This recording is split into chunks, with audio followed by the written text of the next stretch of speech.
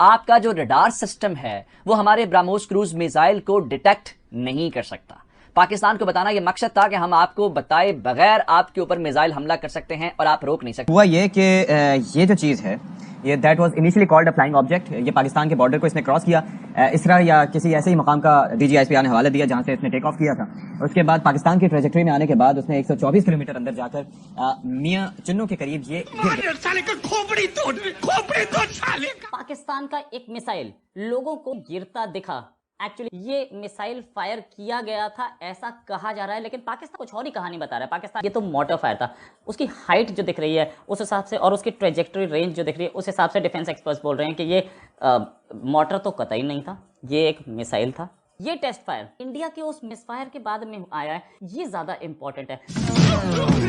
मैं धोखे से निकल गई आज।